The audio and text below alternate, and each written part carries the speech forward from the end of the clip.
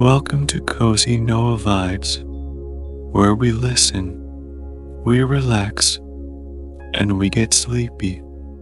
As always, I'm your host, Noah. I hope your new week is starting off wonderfully. Tonight's story will be read by Simon and was written by Joe. This is the first in a two-part series about a charming family with a unique perspective on life. The Pocket family may be tiny, but their adventures are grand. Imagine living in a world where everyday objects are as gigantic as mountains. For the Pockets, television is as colossal as a mountain peak, and navigating through a kitchen is an epic journey. Tonight, we'll follow this endearing family as they explore a world much larger than themselves. Let's get comfortably settled in, ready to hear our story. You might already be lying in a position that feels just right for you, but if you need to make any adjustments, feel free to do so. When you're ready, bring your attention to the flow of your breath in and out of your body. That natural and familiar rhythm will guide us toward peace and calm. Notice the air as it enters your nostrils, feeling that subtle sensation of coolness. Then, sense the warmth as it flows back out with a gentle release. Breathe in deeply, holding that nourishing breath close to your heart for a couple of seconds. Then, release it back out, warm and soothing. As you inhale, imagine the air warming within you, bringing comfort to your heart. As you exhale, let go of any burdens or troubles, letting them melt away.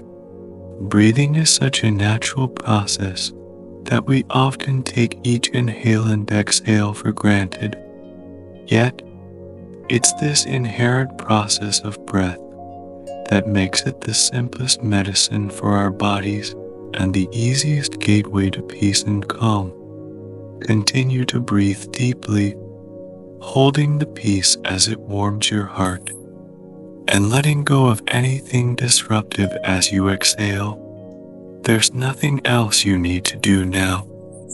Simply remain aware of your breathing as you relax more and more.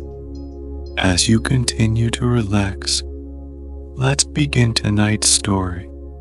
I'll make way for Simon as it's time to meet the Pockets.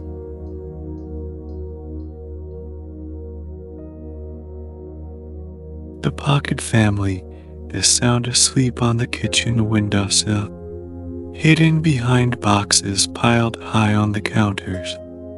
They've made themselves very comfortable here among the cloths and cleaning products. Mr. and Mrs. Pocket, affectionately known as Ma and Pa, lie side by side, tucked within the folds of a dusting cloth. Ma snores softly, and every time she exhales, the yellow fabric rises in the air next to her. Pa sleeps deeply, an expression of peace and contentment on his face. Nearby, the Pocket children, Matilda and Joe, sleep just as soundly. Both have made their beds within the wisps of a feather duster, so large and fluffy that it's like sleeping on a cloud. The family doesn't usually sleep on the kitchen windowsill among cloths and cleaning supplies. For years, they slept in their own secret bedrooms, hidden in an old tissue box at the back of a kitchen cupboard.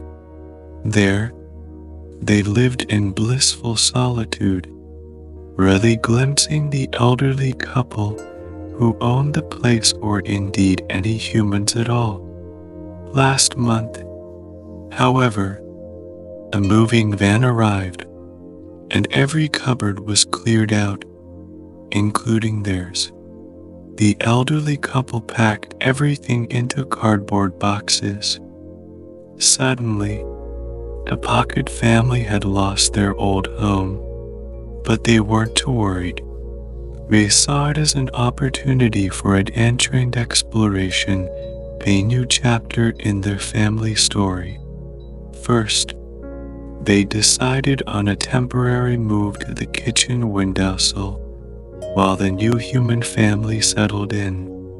There was Par who chose the windowsill, thinking it might be useful to sleep beside the window and be woken by natural daylight in the morning. This way, they would all be awake early, long before the humans. They'd have the house to themselves for a few hours to talk, eat freely, and even wash in the kitchen sink. It would also give them time to move into one of their countless tiny hideouts before the humans were up and about. And that's exactly what the Pockets have been doing over the past month. They've been observing the new homeowners from behind boxes, underneath furniture, and through cracks in the skirting board. Like the previous residents, these new humans are a family of two, called the Grangers. The Grangers consist of a mother in her early 30s and a very smiley 5-year-old daughter. The Grangers have many friends, kind people, who have spent the last month helping to move furniture, paint walls, and unpack various new objects around the house. According to Matilda Pocket, this is proof that the Grangers are nice people. They must be nice to have so many friends willing to help them out. The rest of the Pocket family agrees. They've overheard conversations between the mother and daughter, and the Grangers seem to be some of the most kind and gentle humans the Pockets had ever encountered. At bedtime, the mother sits at the edge of her daughter's bed, reading stories until the girl falls asleep. Then the mother tucks her into the bed sheets, kisses her forehead, and tiptoes softly out of the room. The Pocket children are often a secret audience for these bedtime stories.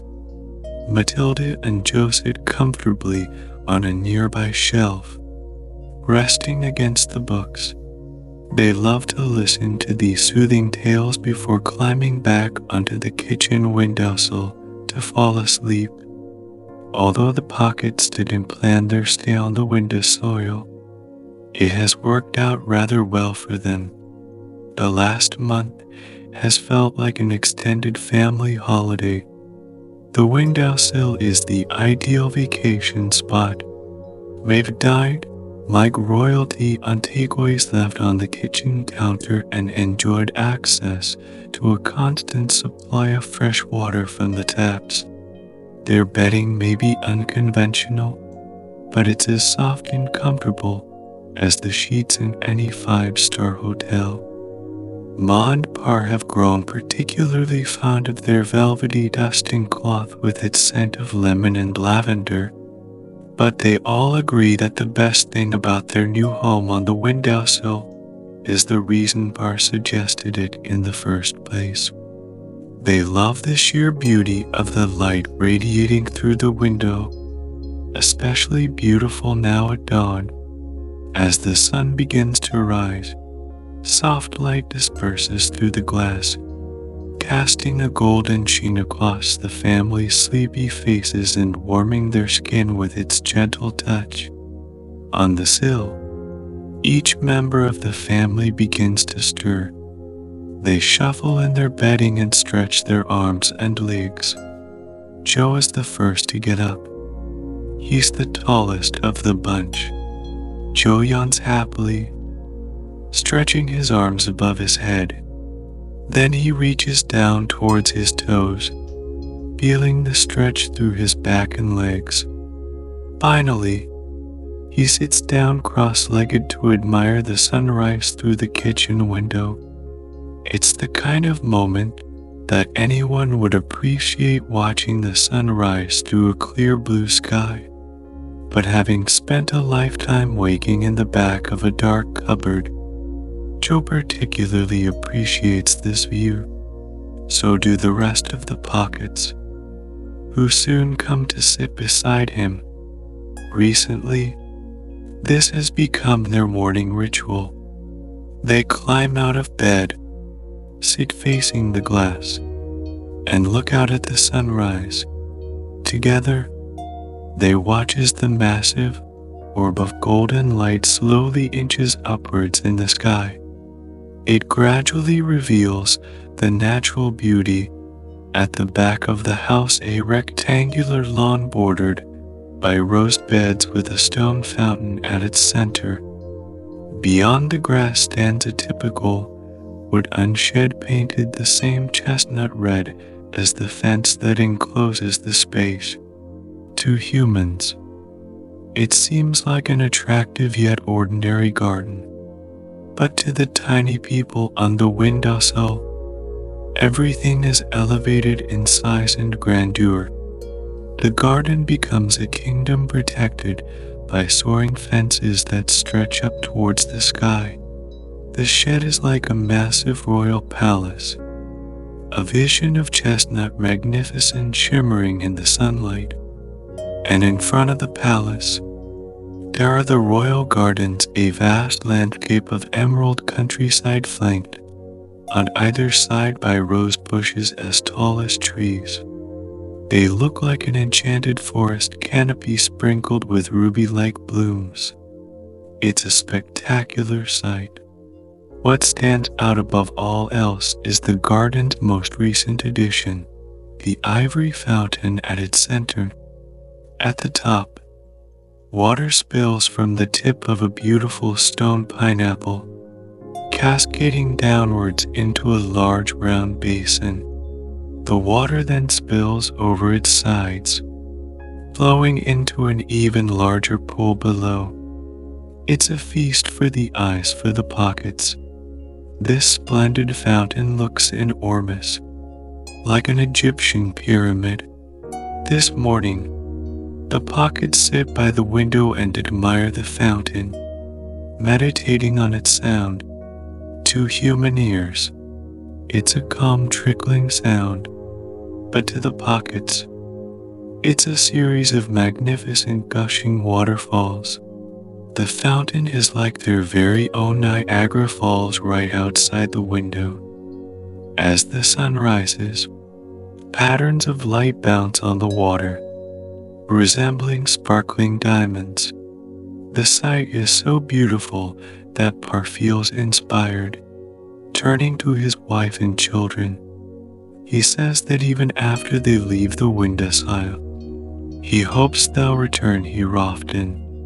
Once the sun has risen, the family slips down from the sill one by one, making their way past the kitchen sink. They often have showers in the sink, taking turns to climb down the plug chain and stand beneath the dripping tap. There's nothing quite like that cool water to rouse the senses in the morning. Today, they're just passing by. There's no need for an invigorating wash right now.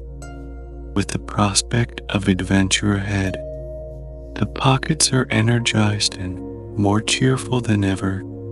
The humans have settled down with their furniture in place and the walls freshly painted. So now,